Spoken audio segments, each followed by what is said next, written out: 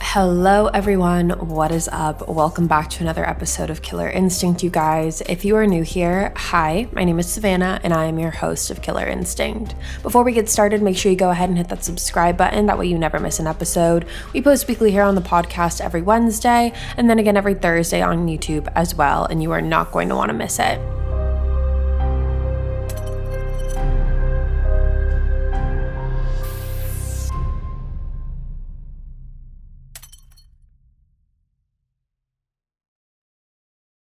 Now, as you guys can tell by the title of today's episode, today we are talking about the ultimate house of horrors. We are talking about the West family, more specifically, Fred and Rose West, who are believed to have murdered at least 12 people, including their own children.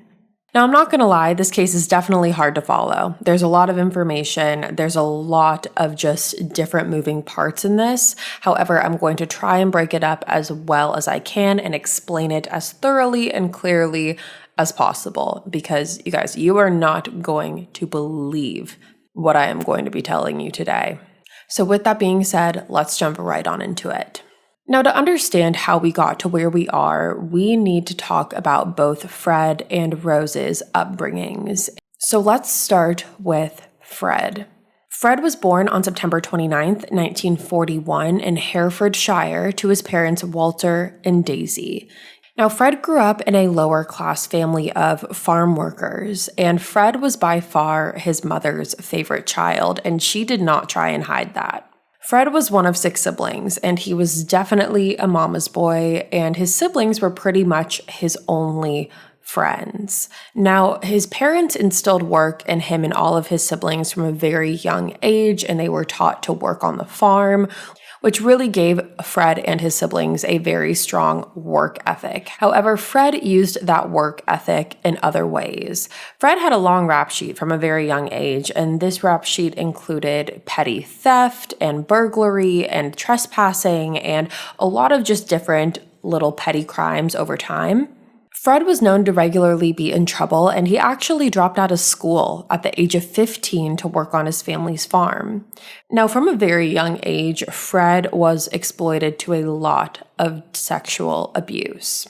Fred's mother, Daisy, forced Fred to engage in bestiality, so sex with animals. And Fred also said that he had a view that incest was normal, and that was due to the fact that his father would regularly sexually abuse Fred's sisters. Now, Fred's sisters claimed that Fred abused them as well. One of his sisters actually confided in her mom about it and said that Fred had been raping her for 6 months in June of 1961. And his parents did initially press charges. However, the case ultimately fell flat because Fred's sister did not want to testify. Now, regardless of the case falling apart, Fred's family pretty much disowned him after this, which, as good as that is, considering what Fred did, it definitely is contradicting due to what Fred's parents were forcing him to do and what they were doing to the other siblings, and so it's all very confusing. But regardless, Daisy did kick Fred out of the house, and Fred ended up moving in with his aunt Violet and lived with her instead. So Fred is living with his Aunt Violet in 1962, and he ends up running into one of his ex-girlfriends one day, and this ex-girlfriend is named Catherine Costello. Now, the two of them first got together when Fred was 19 years old, and they dated for a few months. However, Catherine was originally from Scotland, so their fling ended when she had to go back home.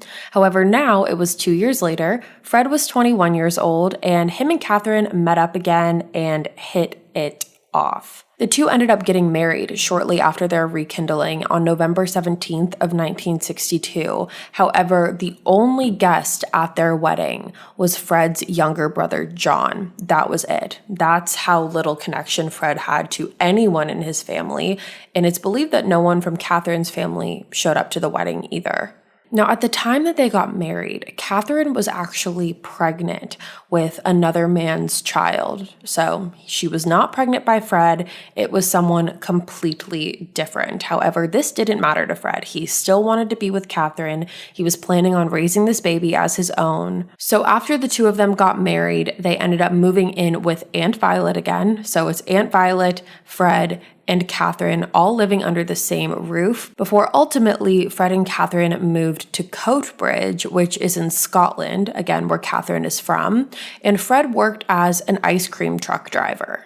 So now Fred and Catherine are living in Scotland, Fred has a job, and they're anxiously awaiting the arrival of Catherine's daughter. And in March 1963, Fred and Catherine welcome Charmaine to their family. Now, Charmaine's biological father was an Asian man and Catherine was white. So Charmaine was a mixed-race child. And so Fred and Catherine had this idea that they needed to make up some story about why Charmaine was a mixed-race baby.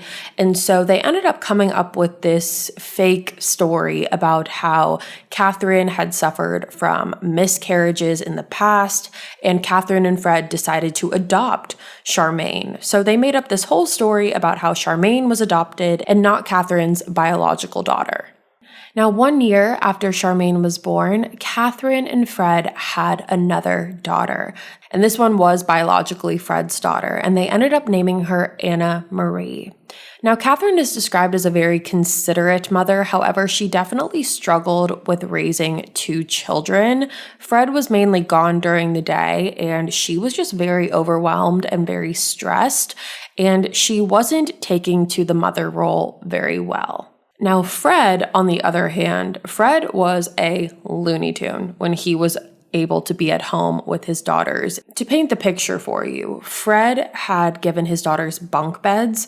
However, on the bottom bunk, where that open space is where one would typically get into the bed, Fred ended up building multiple bars and put them in the open space of the bunk, so essentially creating a cage.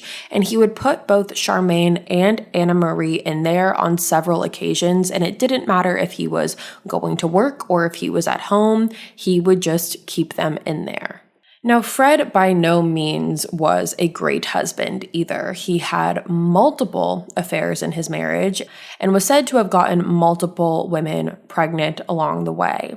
Now, when Catherine found out about the infidelity, she decided that instead of divorcing Fred, she was going to fight fire with fire. And so she started having affairs of her own. She started having an affair with a man named John, and when Fred found out about this, it drove him crazy. He was extremely violent with Catherine, very physically abusive, but regardless of the abuse and regardless of the ongoing infidelity on both ends, neither of them decided to separate. So they were both having these extramarital affairs, and they both basically had the knowledge that this was going on. However, they didn't do anything about it. Now, in November of 1965, Fred decided that him and his family were going to uproot and move back to England. Now, the reason because of this is horrible, actually. It is because Fred had ended up hitting and killing a young boy with his ice cream truck. Now, police did get involved, and it was said that there was no wrongdoing on Fred's part. However, Fred was afraid of the backlash that he was going to get. And so he decided the best thing to do would be to uproot his family and move. So that is why they moved back to England. Now, once they moved to England, Fred and Catherine hired a nanny.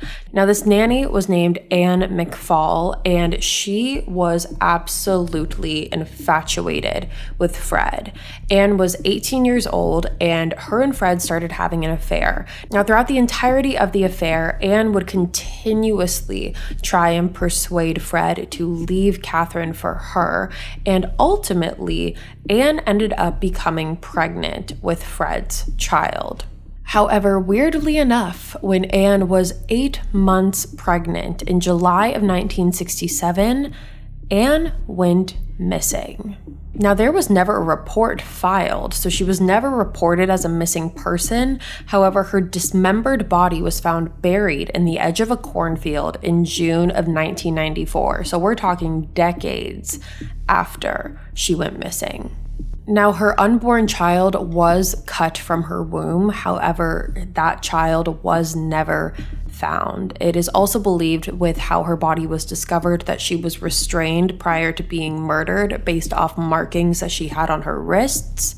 However, we don't really know any details beyond that. And if you're wondering who was responsible for Anne's murder, we will get to that later. Now, in 1967, Fred and Catherine finally decide to get a divorce, and Catherine ended up leaving Fred, but she also ended up leaving her daughters with Fred. And so she leaves and goes back to Scotland, and Fred is having a very hard time raising his two children because, first of all, it's not like he was the father of the year before the divorce happened. However, with work and everything, he just did not know what to do. So he temporarily placed them with social services. Now, again, this was a temporary stay, and he did end up getting his daughters back. However, unfortunately, that was probably not for their own good. So this brings us to 1969, when Fred is 28 years old, and he ends up meeting 15-year-old, yes, let me repeat that, 15-year-old Rose Letts. Rosemary Letts was born on November 19th, 1953 in Northam, Devon, which is located in England, and she was born to her parents, William and Daisy Letts. So yes, Rose and Fred's mothers both have the same name. Rose was the fifth child out of 7 in a lower-class family, and Rose's childhood was tainted with having to watch her mother suffer severely with her mental health. Daisy suffered from depression and was even given ECT, which, if you are unaware, is electroconvulsive therapy. Now, if you don't know what ECT is or what that process looks like, the short version is it's when doctors electrically shock you with anywhere between 70 to 120 volts with the goal of inducing a seizure in hopes to help cure mental illnesses. Now, you might be sitting here thinking, that's insane. Why would anyone do that? However, sadly, this is a tactic that's been used for a very long time, and although it isn't as commonly used anymore in the United States, this is something that still goes on in Europe. So Daisy was getting these ECT treatments, and she was even getting them when she was pregnant with Rose. And a lot of people believe that the ECT treatments are what led Rose to be the way that she ended up being. However, we really don't have any proof of that, but Daisy was getting these treatments all the way up until just a couple days before Rose was born. Rose's parents separated when she was a teenager, and Rose began living with her mother for 6 months before she ultimately moved in with her father at the age of 16. Now, Rose's father, William, suffered mentally as well. He had paranoid schizophrenia and was prone to extreme violence and allegedly sexually abused Rose and her older sister. Now, similar to Fred, Rose was not your average teenager. Rose had a fascination with her body and walking around her family home with everyone around just not wearing any clothes.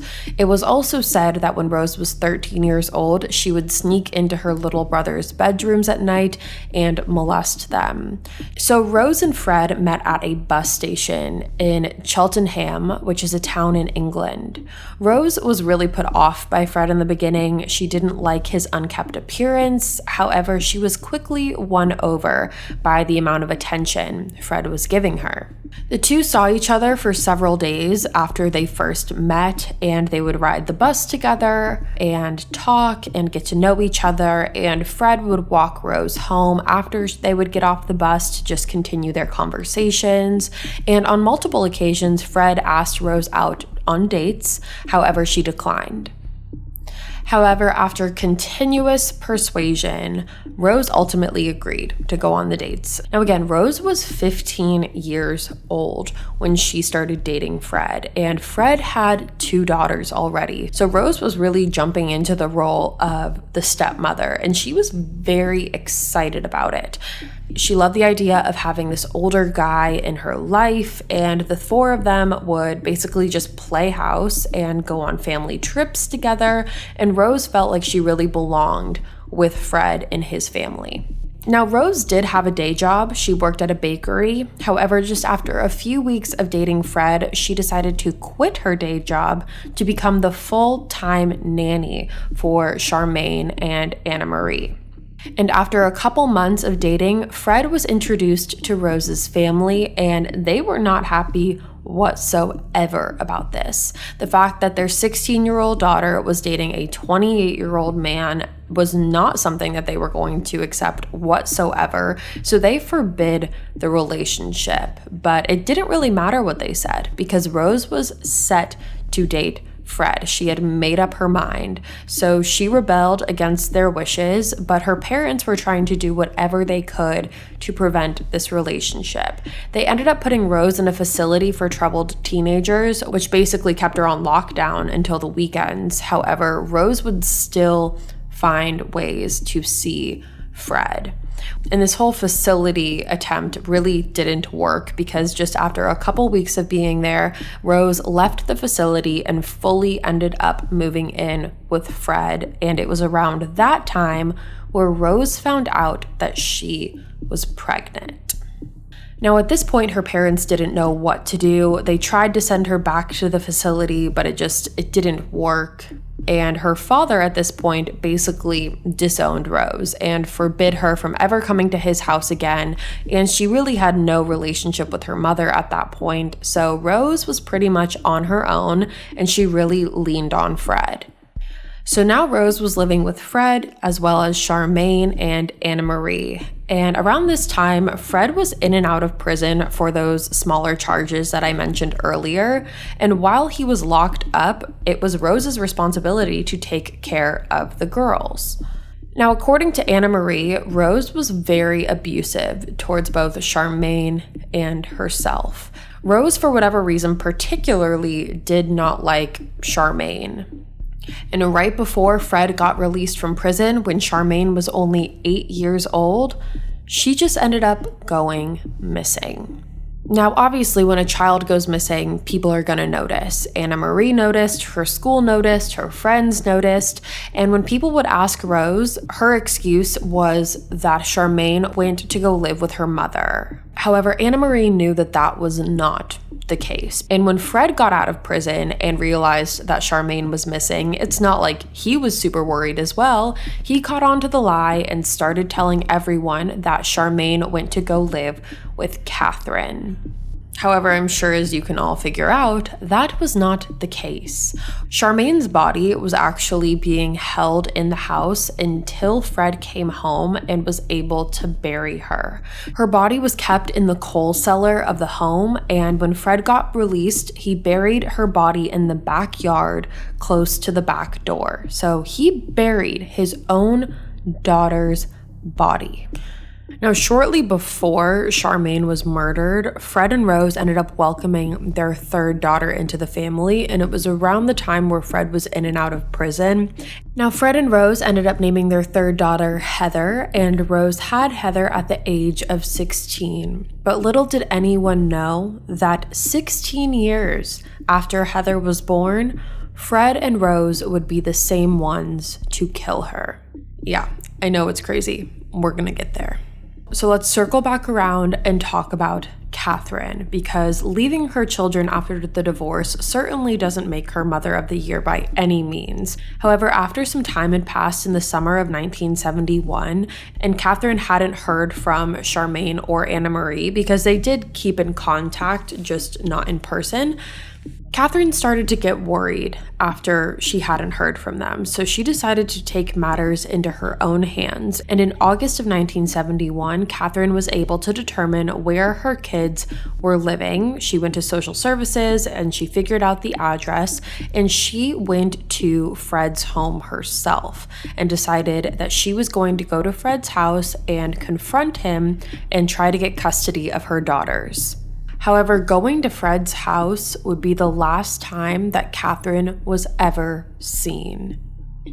Years later, her body would be discovered 1 mile away from where Fred lived, and when an autopsy was done, it was shown that she died from strangulation Her body was completely dismembered and placed into plastic bags, and Fred would later on confess to her murder as well. So now you have Anne Mcfaul, the 18-year-old nanny, Charmaine, and Catherine, who are now all dead, but Rose and Fred continue to live their lives, and they actually decided to take the next step in their relationship on January 29th, 1972, and they got married.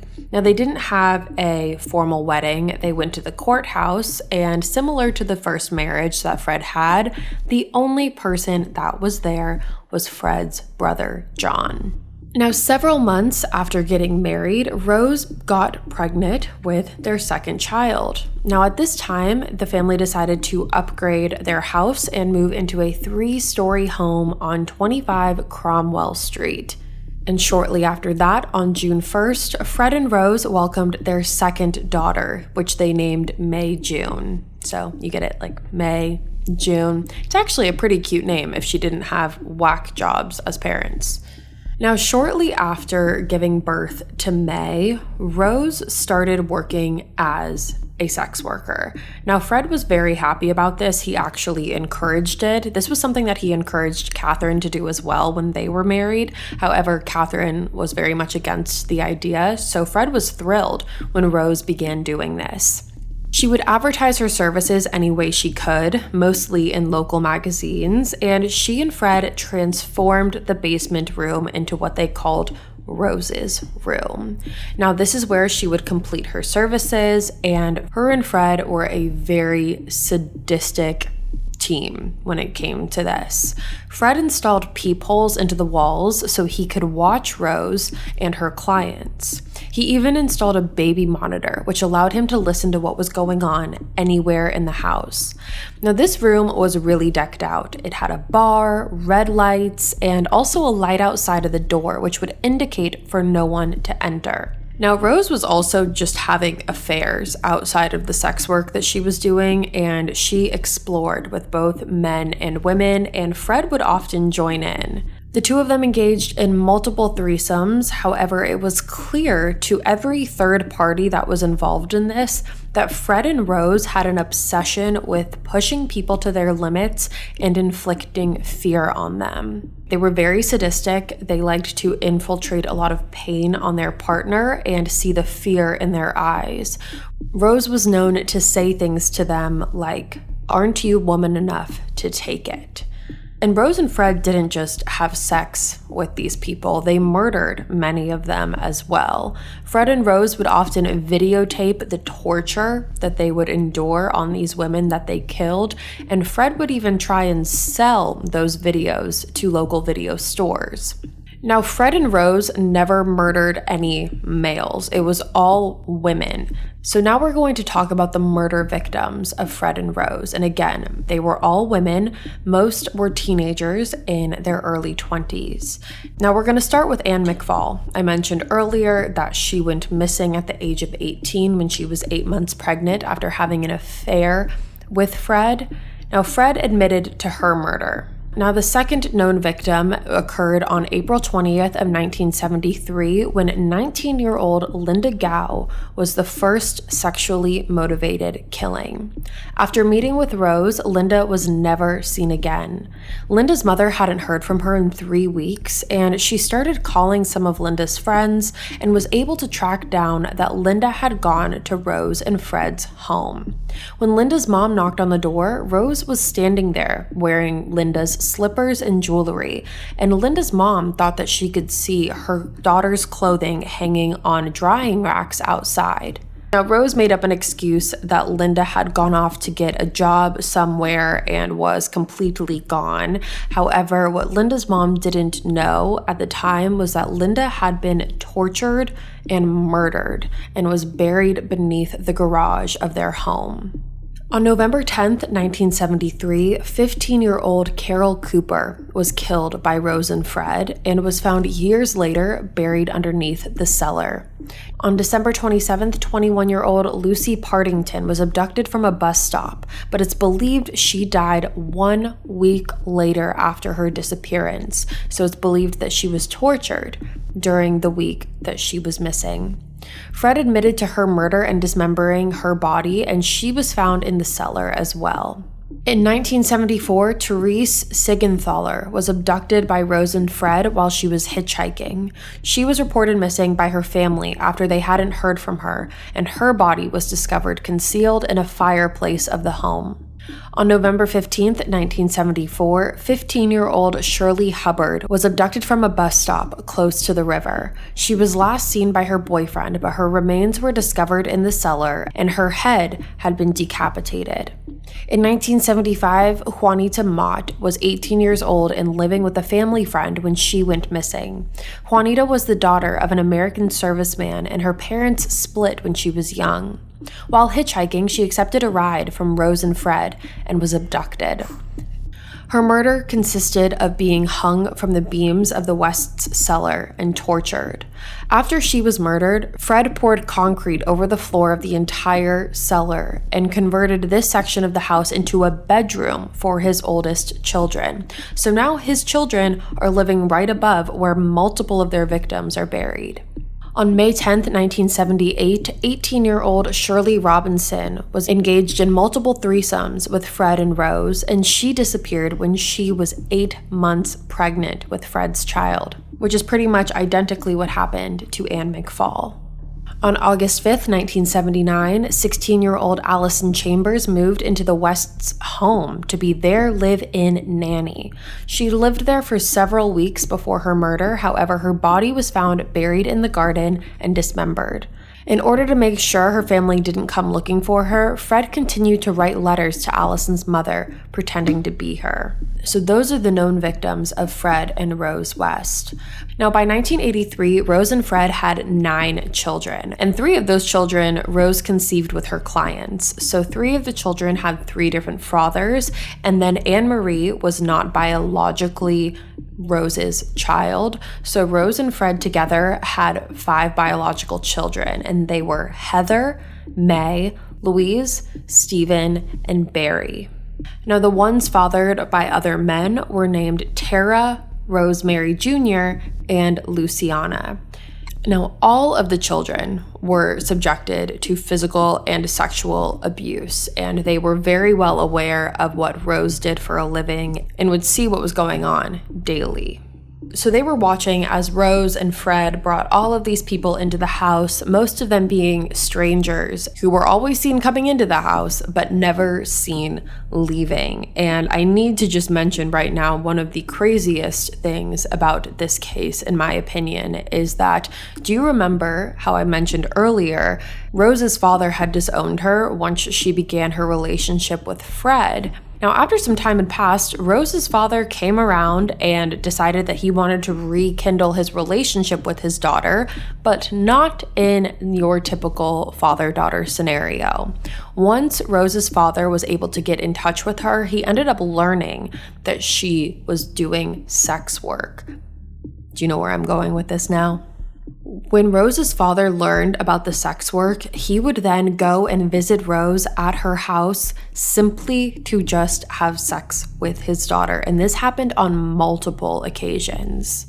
And again, the kids were exploited to it all. And because Fred and Rose knew that they had to be very careful with what their kids said and did not say, their kids had very strict rules. They were not allowed to socialize with other children, and they were also severely physically abused. They ended up racking up about 31 trips to the emergency room, all in all. And along with the physical abuse, they were also subjected to sexual abuse as well.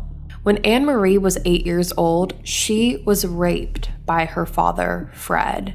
May had to watch porn with Fred, and it was said that Rose was actually the one who was more violent with the children than Fred. She was the one who inflicted more physical pain on all of her children. And both Rose and Fred would justify their actions by telling their children, "I made you and I can do what I want with you." Now, Fred even told one of his sons that when he turned 17 years old, he was going to have sex with his mother, Rose. So now let's talk about Heather. Heather received a lot of abuse from Rose and Fred. She was called ugly, she was called a bitch, any name under the son. And Rose and Fred got to a point that they thought that Heather was a lesbian. Now, we don't know either way whether that was true or not. It really does not matter. However, they would continuously taunt Heather about that. Now, unlike her other siblings, Heather was pretty outspoken, and it didn't take long for people to realize that Heather had a lot of physical markings on her. She had welts and bruises, and when asked by other people, teachers, students, what those were, Heather would tell people that it was from her parents and that her parents were beating her. There were also rumors going around the school as to what Rose did for work, and Fred and Rose explicitly told their children to never talk about what Rose did. However, Heather, like I said, outspoken. If someone asked her what her mom did or if this was true or the rumor is true, Heather would admit to it. Now, on June 19th, 1986, all of the kids left for school. However, Heather was told to stay home. Now, when her siblings got home from school, Heather was nowhere to be found. Fred and Rose told the kids that Heather left to accept a job that she had applied for. And at first, the kids didn't think much of it because they knew Heather had been applying for jobs. Fred and Rose said that Heather had a girlfriend and she left to go get this new job and live with her girlfriend. However, in the years following Heather's disappearance, both Fred and Rose would say things to the kids, such as if they kept acting how they were going to act, they would end up under the patio like Heather. Now, what we would later find out is that Rose and Fred strangled Heather to death and decapitated her before burying her body underneath the patio. So that just goes to show that Fred and Rose were serious when they were making those so-called jokes about if you don't quit acting the way you're acting, you're gonna end up under the patio like your sister. They were 100% serious. So you may be sitting here wondering, are Fred and Rose ever going to get caught? Well, the answer is yes, and I'm going to explain how right after the break from our sponsors.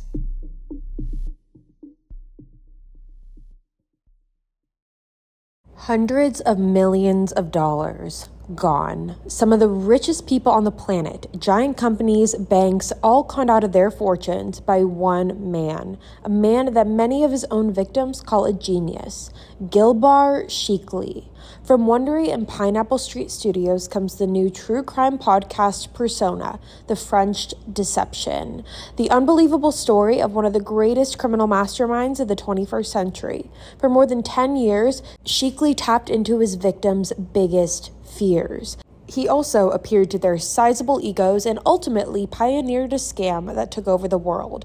But his story is more than just a tale of criminal genius. It's a story about the moments we're living in now, the golden age of scammers and the power of seduction. But what happens when the fantasy we've been lured into finally crumbles away? You'll have to listen to find out. Follow Persona, The French Deception wherever you get your podcast. Or you can listen early on Amazon Music or early and ad-free by subscribing to Wondery Plus and Apple Podcasts or the Wondery app. If you're running a business at any scale, you know that every second counts and you cannot afford to waste a single moment. So why are you taking the time out of your day to go to the post office when you could be using Stamps.com instead? Stamps.com makes mailing and shipping quick, easy, and cost-effective. Stamps.com gives you access to all the post office and UPS shipping services you need right from your computer. And you'll also get discounted rates that you can't find anywhere else, like up to 30% off USPS rates and up to 86% off UPS. You guys, Stamps.com has saved me so much time. I used to dread going to the post office. I used to put it off until the very last second, but now it's as easy as it could ever be, and it saves me so much time, and I get things done so much quicker. I am so much more productive because of Stamps.com. Stop wasting time and start saving money when you use Stamps.com to mail and ship. Sign up with promo code KILLER for a special offer that includes a 4-week trial, plus free postage and a digital scale. No long-term commitments or contracts. Just go to Stamps.com, click the microphone at the top of the page, and enter code KILLER. So now this brings us to May of 1992. On this day, Fred had started the day by raping his 13-year-old daughter, Louise. Now, Rose wasn't home at the time that this had happened, and when she did get home, Louise confided in her mother and had told her what happened, and Rose, being the amazing mother that she is, responded with, "Oh well, you were asking for it." Now, over the next couple weeks, Louise was raped multiple more times by Fred, and Fred went so far as to even filming one of these rapes. Now, Louise ended up confiding in a friend, and this friend told her mom, and the mom ended up calling police. And on August 6th, 1992, police searched the West home, and they found numerous sexual paraphernalia objects, and this included 99 pornographic videos. However, the videos were not of any of the rapes that had occurred with Fred or Rose and their children.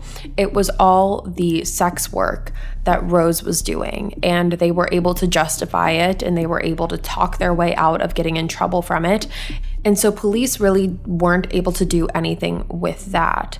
Now, at this point, police did want to talk to Heather, and obviously they were not going to be able to do that. However, Fred and Rose tried to say that their reasoning for that is because Heather ran off to get this girlfriend and this job, and she hasn't been home. However, again, little did police know that Heather was buried underneath the house. Now, nothing else came from this investigation for 2 years. So that is 2 more years that these children are enduring the worst of the worst abuse.